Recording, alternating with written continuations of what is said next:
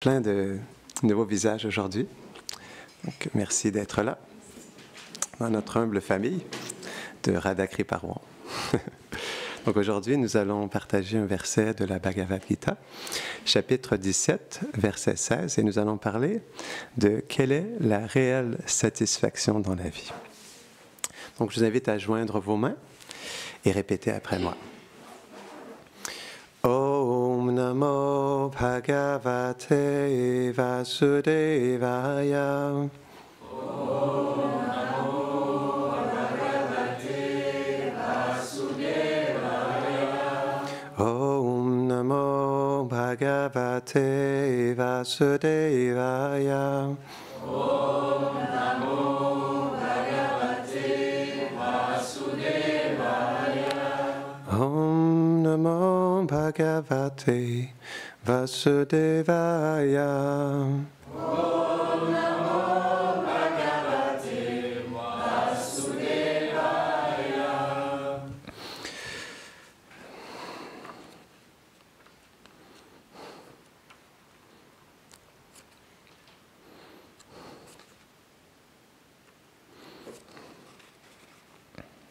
Il y a 700 versets, donc il faut le trouver. Mais je l'ai trouvé. Merci aux éditeurs qui ont placé les petits chiffres en haut à gauche. Sans ça, ça serait compliqué. Mana prashara somyatvam monam atma vinigraha bhava samshuririthyetat tapo mana samuchyate. Traduction. Les austérités du mental, parce que c'est une austérité, comprennent la satisfaction, la douceur, la gravité, la discipline mentale et la pureté du comportement. Très intéressant. Tout est déjà tellement dit dans le verset que Swamiji n'a pas donné de commentaire.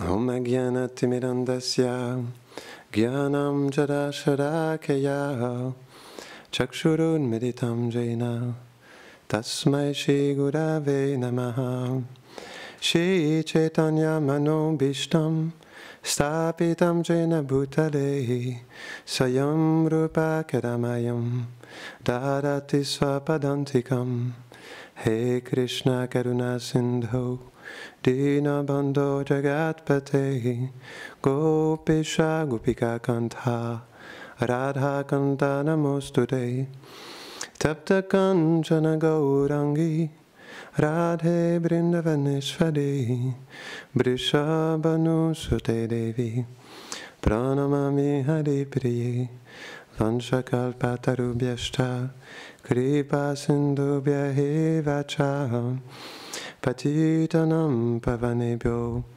Vaishnavebhyo Namo Namaha Jaya Shri Krishna Chaitanya Prabhu Nityananda Shri Advaita Gadadhara Shivasadi Gaura Bhakta Vrinda Hare Krishna Krishna Krishna Hare Hare Hare Rama Rama Rama Hare Hare Namahum Vishnupadaya Krishna Prishtaya Bhutale Shrimate Bhaktivedanta Swaminiti Namine Namaste Saraswati Devi Gauravani Pracharine Nirvishesha Shunnavadi Pashtatare Shatarine. Il y a tellement de choses à dire. Je ne sais pas par où commencer. Mais, ok, on va commencer par ça. Selon vous, le cerveau pèse combien de kilos ou de grammes dans le corps? Ou c'est combien en pourcentage du corps? Pas grand-chose, hein? C'est expliqué que le cerveau, il pèse 5% du corps. Pourtant, avec le cerveau, on dépense tellement d'énergie, puisque le cerveau, il est engagé par le mental pour prendre des décisions au quotidien. OK.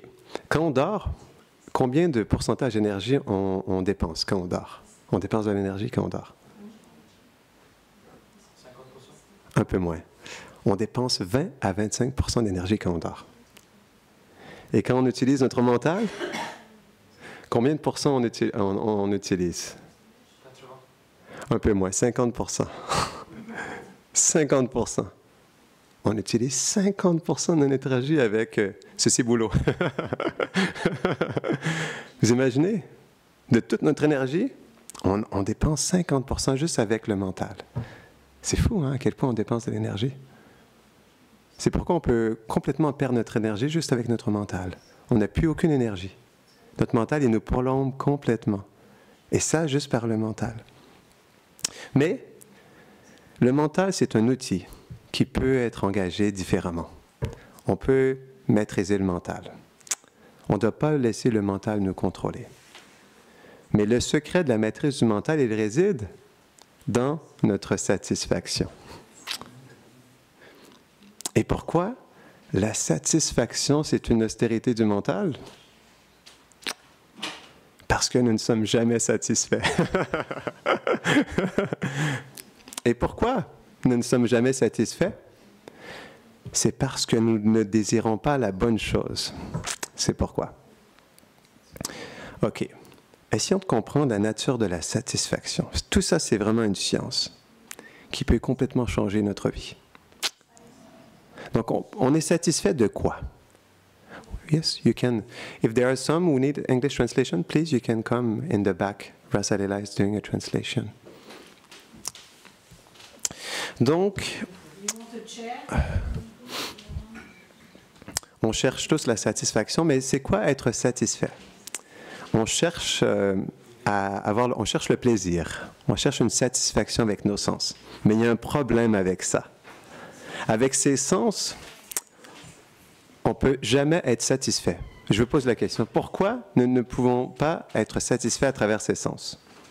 On parle du toucher, de l'odorat, de l'ouïe, du fait de goûter. Hein? On en veut toujours plus. Exactement. On en veut toujours plus. Je vous raconte une histoire fait vécue. C'est dans les années 50. L'homme le plus riche de la planète, c'est un Américain. Il était à ce moment-là, les gens étaient moins riches qu'aujourd'hui, hein, parce que les gens en veulent toujours plus, hein, c'est pour ça. Mais à cette époque-là, il était multimillionnaire. Il était l'homme le plus riche de la planète. Et il était sur son lit de mort. Et donc, par des circonstances particulières, il y a un journaliste qui est venu l'interviewer juste avant qu'il quitte son corps. Et il lui a posé cette question. Il lui a dit... Est-ce que tu peux me résumer quelle est l'essence de ta vie? La chose la plus importante, l'essence de ta vie. Et elle a dit, je vais te le résumer en un mot. Qu'est-ce qu'il a dit? Ça se rapproche. Insatisfaction. C'est défini par ça. Plus. More. Il a dit en anglais, more. Plus. C'était sa conclusion à la fin de sa vie, more. Plus, toujours plus. C'est fou. Donc ça, il est mort avec ça, en voulant plus. Tandis qu'il a... En fait, c'est vrai, parce que quand on quitte ce corps, on perd tout, donc naturellement, on veut plus. Hein, donc c'est pourquoi aussi il a voulu plus, hein, parce qu'il savait qu'il allait tout perdre. Il allait tout perdre sa fortune, donc il s'est dit, mais j'en veux plus, parce que là, tout ce que j'ai dans mon compte de banque, je ne l'apporte pas avec moi. Donc là, il me faut plus, là. Parce que là, je repars à zéro, donc là, il me faut quelque chose en plus. Il faut que mon compte de banque recommence à zéro. En même temps, c'est normal qu'il pense ça, hein, c'est vrai. J'y pense à l'instant, hein, c'est normal. Mais plus. Donc ça, c'est la nature de la satisfaction sensorielle. On n'est jamais satisfait. On veut toujours plus. On appelle ça les samskars. Samskar, qu'est-ce que ça mange en hiver? Ça veut dire, c'est nos impressions mentales. Ce sont nos impressions mentales. Quand on bouge dans ce monde à travers nos sens, on crée des impressions dans notre mental. Même, par exemple, on peut voir à quel point les impressions sont puissantes. Elles peuvent complètement nous contrôler ou même nous traumatiser aussi. Par exemple, quelqu'un qui a vécu la Seconde Guerre mondiale, il y a des impressions qui sont là dans le mental, qui font en sorte qu'une personne on appelle ça des stress post-traumatiques. Même une personne dans ma famille a vécu ça, dû à des difficultés personnelles. Donc, du stress post-traumatique. Donc, il y a un vécu qui est là, il y a une impression qui reste dans le mental, et on est traumatisé pour le reste de notre vie. Ça, c'est la puissance de ces samskars. Donc, dans le même sens aussi, lorsqu'on cherche à se satisfaire à travers nos sens, il y a une impression qui entre dans le mental. C'est comme une goutte qui tombe dans un réservoir. Mais cette goutte, elle reste. Et c'est extrêmement puissant. Même avec cette petite goutte, on peut avoir notre mental qui est complètement perturbé. Juste avec une goutte, une impression. Et pourquoi on est perturbé? C'est parce que, en fait, les expériences dans ce monde, elles sont temporaires, elles ont un début et une fin, et c'est pourquoi on veut toujours plus. Parce qu'à un moment donné, ça cesse. Mais comme on a agi et on a cherché le plaisir, bien, il y a un besoin qui est là, on veut plus encore. Mais le problème avec ça, c'est qu'on n'est jamais satisfait. Pourquoi? Parce que notre expérience, elle a toujours un début et une fin. Donc, on est toujours insatisfait en réalité parce qu'on cherche toujours une nouvelle expérience qui va se terminer à un moment donné. Et donc, on est toujours après à courir après cette satisfaction matérielle, non? À travers les sens, à travers notre environnement. C'est pourquoi on n'est jamais satisfait. Donc, c'est pourquoi la satisfaction, elle est l'austérité du mental, parce que c'est une austérité d'être insatisfait. On cherche la satisfaction, mais on ne l'est pas. Ou on l'est temporairement. C'est comme un papillon qui vient, il dépose son nectar et il repart un instant. On a vu sa couleur, et là, il disparaît. C'est comme ça à chaque fois. À un moment donné, j'avais écrit une histoire là-dessus, sur la nature de la satisfaction. J'avais imaginé, j'avais pensé en moi-même ce papillon qui vient, qui se dépose sur nous, et il nous fait voir sa beauté, puis en un instant, il est disparu, parce que le papillon, il ne reste jamais très longtemps. Ça, c'est la nature de nos expériences. Donc, c'est pourquoi on n'est jamais satisfait. Donc, on doit chercher la satisfaction ailleurs. En fait, la satisfaction, c'est tout simplement un état d'esprit. Parce qu'il faut comprendre que on est la conscience. Les anciens textes de yoga, comme Krishna dans la Bhagavad Gita, expliquent qu'on est la conscience, on est l'âme. On est différent du corps. Le mental, le corps, ce sont des outils dans lesquels nous faisons l'expérience dans ce monde. Mais on est différent de tout ça. Et donc, en réalité, c'est à travers notre conscience, c'est la conscience qui est satisfaite. Ce n'est pas le fait, parce qu'on est différent de ce corps, on n'est pas directement ce corps. C'est difficile à comprendre, parce que ce n'est pas ce qu'on nous éduque à la télé ou à l'école, mais on n'est pas ce corps. Et c'est pourquoi on est plutôt la conscience, l'âme, qui est comme l'observateur de ce corps, de ses sens, de ses impressions et de cet environnement. On est juste un observateur dans tout ça. C'est pourquoi on parle souvent les spiritualistes parlent de la, je ne sais pas comment dire, mindfulness en français. Être conscient. Pleine conscience, merci. La pleine conscience. On parle souvent de ça, la pleine conscience, parce que c'est ce que nous sommes, la pleine conscience.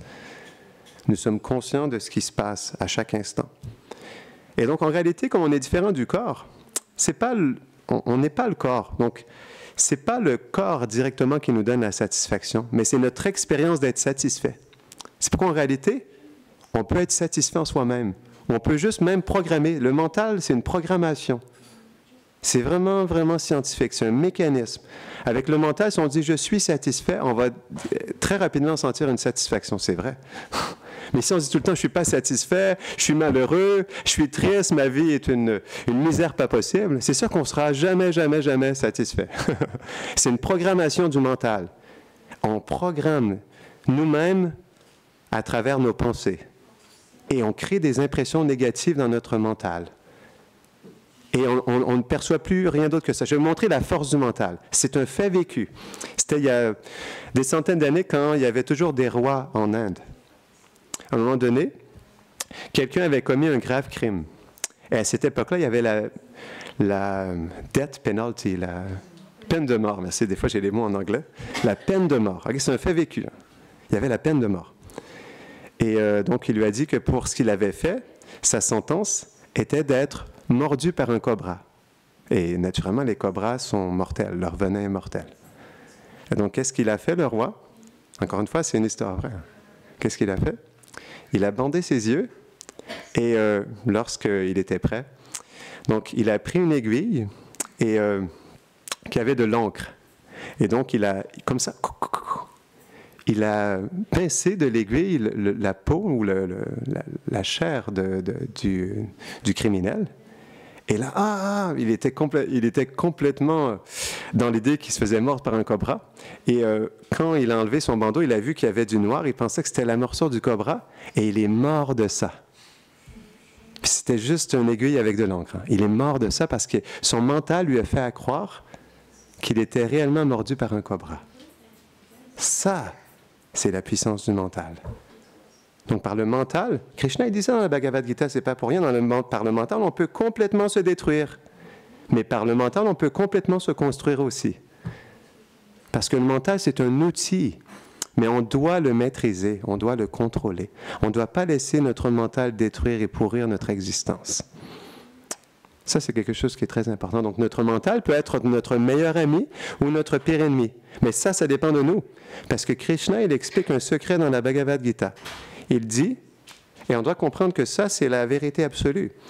Il dit, au-delà des sens est le mental. Au-delà du mental est l'intelligence.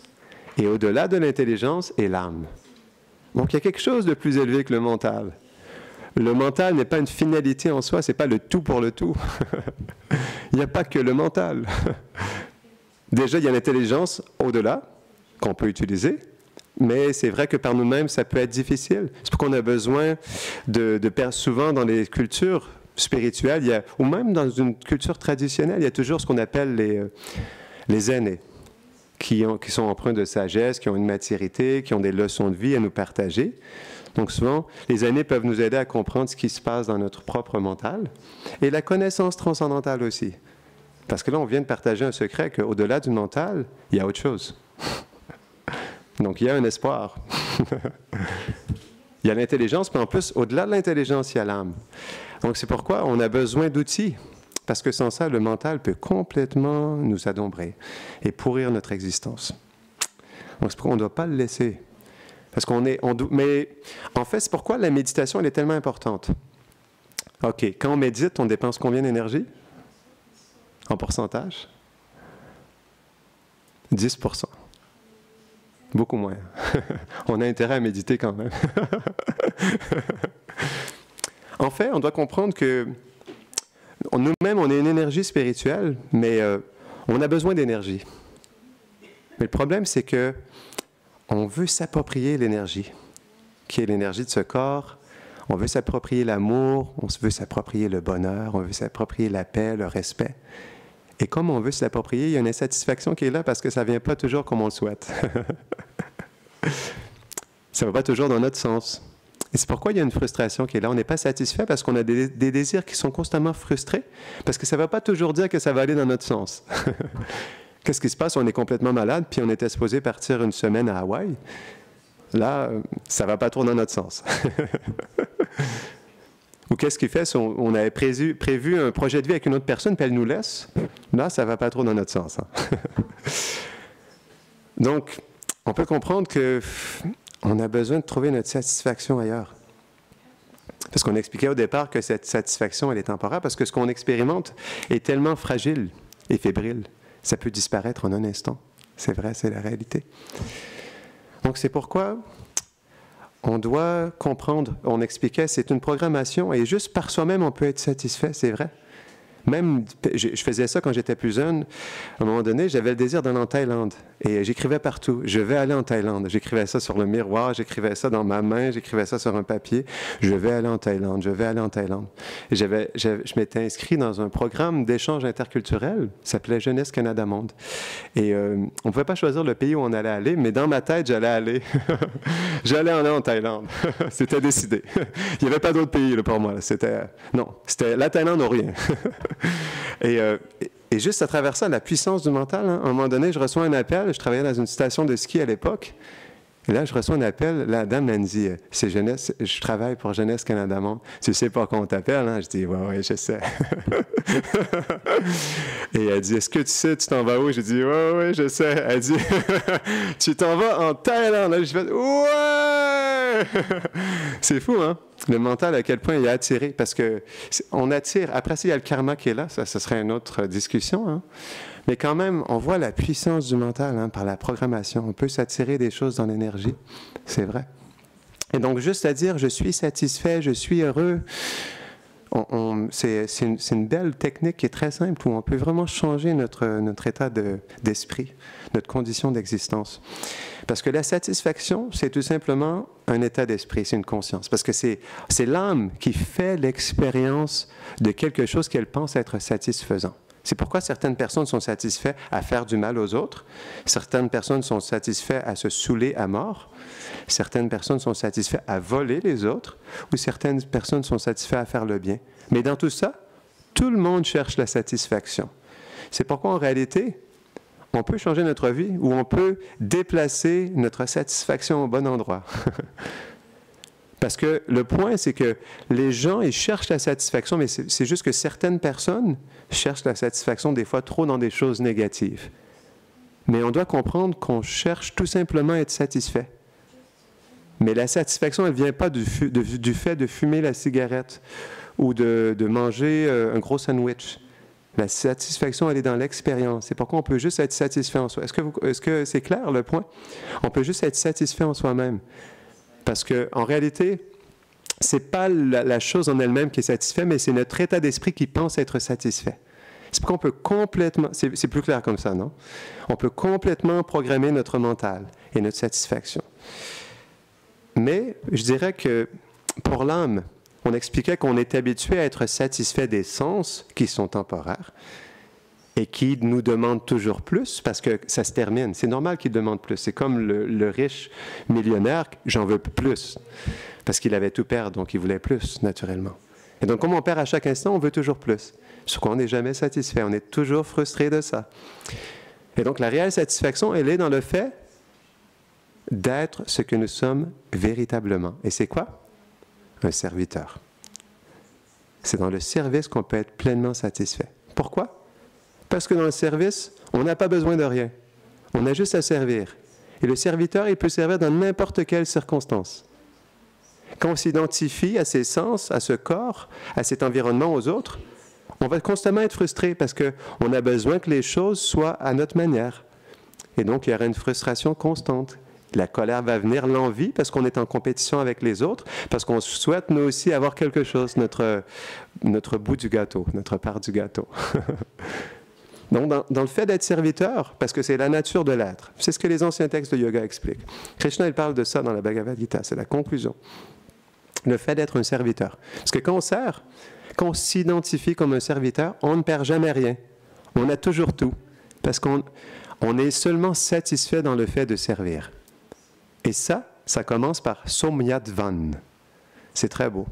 Dans son commentaire, Srila Prabhupada, dans son commentaire de ce verset, il dit qu'il y a deux choses qui peuvent nous aider à être satisfaits, ou plutôt à ce que le mental soit satisfait. Et une de ces deux choses est Somyadvan, d'aider les autres, d'être au service des autres. Pourquoi? Parce que quand on est au service des autres, on s'oublie soi-même. On oublie nos petits problèmes. On oublie nos difficultés, nos besoins. Et on se dispose à être au service des autres parce qu'on expliquait que la réelle satisfaction, elle est d'être soi-même. On n'est pas satisfait parce on fait toujours des choses à l'encontre de notre nature. C'est pourquoi on n'est pas satisfait. On n'est pas fait pour s'approprier les choses. On vole les choses. Rien ne nous appartient, mais on prend tout pour soi. On est tellement avare, on veut tout. Comme le multimillionnaire, plus. On est comme ça, plus, je veux plus, encore. On est insatiable. Et donc c'est pourquoi, en réalité, on est constamment frustré, puis on est toujours en train de se battre contre l'environnement pour protéger ce qu'on pense qui nous appartient. Et on n'est jamais satisfait, jamais heureux, c'est pas possible. Mais l'âme, elle est faite pour servir. Et c'est dans cette disposition qu'elle peut être pleinement satisfaite.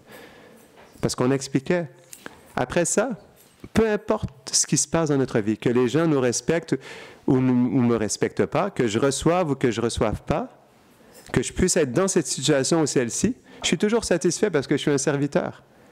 Et ma valeur, c'est quoi? Servir. J'ai besoin de rien à part servir les autres, servir le divin. Et dans ça, je ne peux qu'être constamment satisfait parce que chaque instant, peu importe la circonstance, peu importe le temps, le lieu, la circonstance, est une situation en elle-même parfaite pour servir. Parce que le service, c'est quoi? C'est que je suis un serviteur et peu importe la situation, même si je perds tout, je peux continuer à servir. Mais si je m'approprie tout, je peux continuer à souffrir.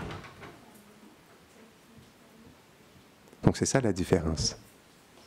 Et dans le service, on reçoit tellement, on le sent quand on est au service des autres.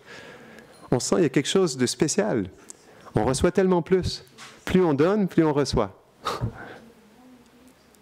Parce que la boucle se termine. Et dans l'énergie aussi, bien, premièrement, on agit dans notre véritable nature et on entre en harmonie avec la véritable nature de ce monde aussi. Ce monde n'est pas fait pour être exploité, c'est une énergie comme nous, mais on doit être au service de cette énergie. C'est ça la différence. On ne doit pas être au contrôle ou dans l'exploitation. C'est ce qui fait que tous les problèmes dans la société. On cherche à exploiter l'environnement pour soi. Et dans ça, il y a des conflits constants. Mais quand tout le monde est au service, quand il n'y a que des serviteurs, il ne peut plus y avoir de problème. Parce que je suis à ton service, je suis à ton service, je suis à ton service, je suis à ton service. Il n'y a plus de problème. Parce qu'on est constamment... Chaque personne ne cherche pas à être le centre d'attention. En tant que serviteur, on veut servir le même but que du fait qu'on est tous là pour servir. On n'est pas là pour prendre quoi que ce soit parce que rien ne nous appartient. Et tous ensemble, on peut être dans cette attitude de service. Là, l'harmonie peut se manifester dans notre vie. Là, le flot naturel des choses se manifeste. Et là, on entre dans une véritable harmonie. Et à travers ça, on devient réellement satisfait. Parce que c'est notre nature même d'être dans le service. Et on expliquait à travers ça, premièrement, on s'oublie. Et c'est bien. C'est bien d'oublier. C'est bien d'oublier ses petits problèmes, ses difficultés, ses besoins. Parce qu'après ça, parce qu'on est satisfait juste dans le... On expliquait dans le fait de servir. Parce que plus on s'identifie dans le service, et plus on a besoin de rien en réalité. Et plus on est satisfait que juste dans le fait de servir. Mais plus on s'identifie à ses besoins, c'est vraiment une psychologie, hein? Plus on s'identifie avec ses besoins, et plus on va être frustré. Donc la satisfaction matérielle n'est que de la frustration et de la souffrance. La satisfaction spirituelle n'est qu'une joie, un nectar, une extase, une félicité incommensurable, lorsqu'elle est en contact avec le divin. Là, ça serait autre chose, mais il y a tellement de choses à dire. Est-ce qu'il y a peut-être une question, une réflexion avant qu'on termine? Ou tout est clair comme de l'eau de roche?